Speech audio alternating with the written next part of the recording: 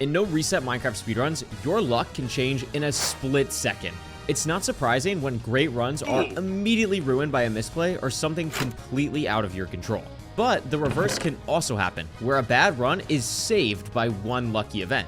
And this run has exactly that, turning a terrible start into a really nice run, all because of one simple chest. We spawn into a very bad looking ocean. Most oceans are still better than a structureless overworld though, so we play it anyways. The ocean opens up, but we're still not seeing much. Let's go, dolphin! Let's go! I see a ruined portal. Why am I in a giant ocean and the first thing I see is a ruined portal, bro? How about the flippin' boats? Maybe I get a lucky map? Oh, I'm not getting in there. Oh, I do get a lucky map. Nice. We get bailed out by the ocean ruins having a buried treasure map, only about a 40% chance per ruin. It's lucky we find it because we spot a magma ravine enter on our way to the chest, and check out the ruined portal we spotted earlier, but it's nothing too crazy. Not completable, but I do get a flint, so that's cool. As long as this BT hits, we're in an okay spot. But the BT has to hit, otherwise we are chalked. 9. Oh, I'm going the wrong way. Here. Whoa! That is a buried treasure and a half, dude. Oh my god. Okay. Sure, dude. Let's go. This is maybe the best buried treasure chest you could possibly get. We get 7 iron, which is the bare minimum, but we get 4 diamonds, meaning that we can make a diamond pickaxe to not only save time, but we can also put our 3 iron that would go towards a pickaxe towards an iron axe instead. We also get TNT, which is one of the best optional things you can get from a buried treasure. Oh, I took the damage, you bozo. You're supposed to stand behind the tree. And the maximum amount of food possible, 8 cooked cod. Although, if we wanted to be the slightest bit picky, it could have been 8 cooked salmon, which is slightly better than cod, but I am not complaining. This single chest has saved what looked like to be an awful overworld into something much more special. And we have so many more goodies than you normally would going into the Nether. So let's see how much it helps. Wow, that is real. We enter to a farther than average bastion, but we also spot a fortress from our spawn. I don't think I'm gonna go for it first, but just so I know, it's that way. I see it, okay.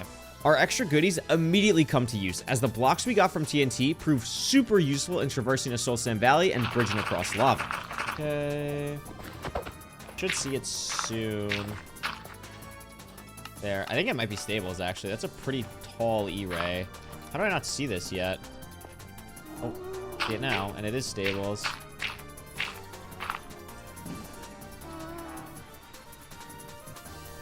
Hoglin can't get me here, right? Yeah, I'm chilling.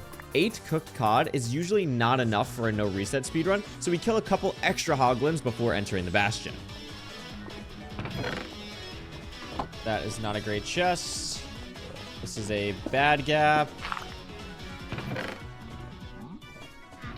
Okay, 13. Shut up! Go away. I have a spawner. It's probably real. Our second gap does have gold, so we're completely fine for a standard good gap route. I need to just double check that the spawner is treasure if I'm not going to go all the way back to my spawn. Or, is not treasure. I don't want treasure.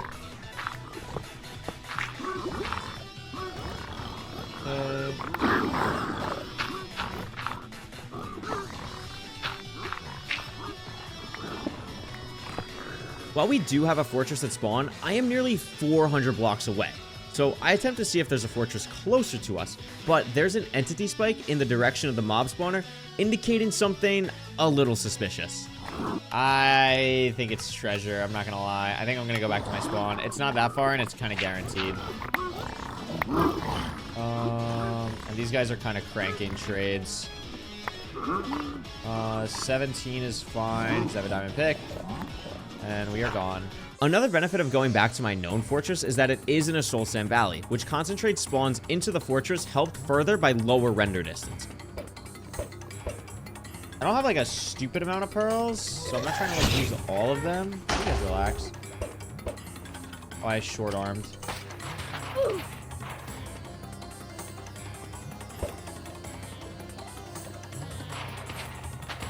Short-armed again? Dude, are you joking? Fine, I'll build up. This isn't the greatest 5RD fortress, actually. Ow.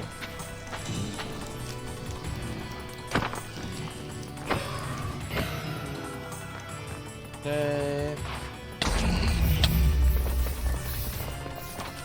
Insane blaze spawn time. I have a 1 rod. What are we doing, guys? What's going on?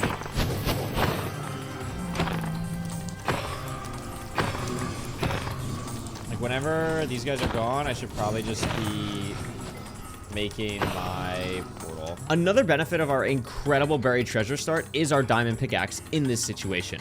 We left the bastion with only 17 obsidian, which is usually only enough for 1 portal. But after we go to the overworld and estimate the distance of the stronghold, we can mine the obsidian with our diamond pickaxe and get those 3 missing blocks from our portal and travel closer to the stronghold in the Nether. It will take 30 seconds to mine the 3 obsidian, but it perfectly overlaps with waiting at the spawner for blazes to spawn.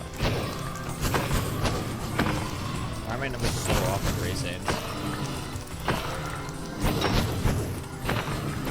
After digging through a wall from the fortress for a while, the terrain finally opens where we can throw a couple pearls to our second portal location that puts us right on top of an iceberg. Okay, it's probably just there. Is it? It's one of these two. I don't know which one. This one. Wait, why did you not go down? Why is this game so silly? And you broke. Another sub 20. What is up with the mobs?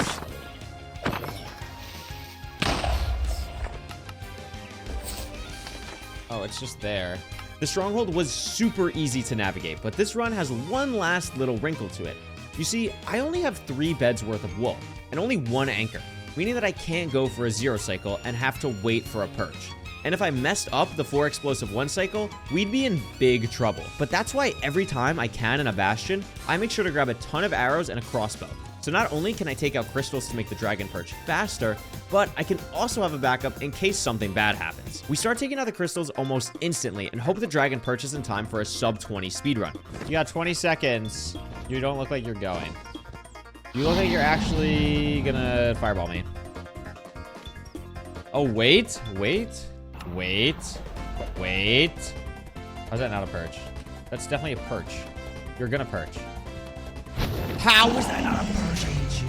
And it's crazy that this run is even close to sub 20 minutes because of how bad the overworld was until that buried treasure. But it goes to show how speedruns can change in an instant to either good or bad.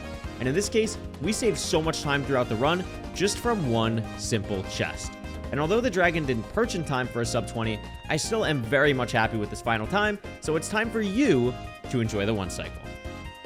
Surely it goes. I mean, I have literally the optimal amount of crystals. I have 9. That's going. Okay, thank you.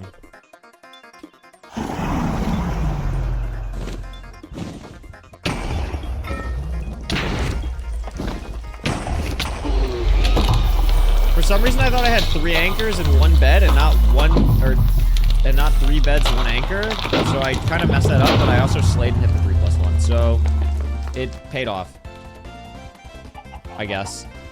If you want to live, I recommend moving.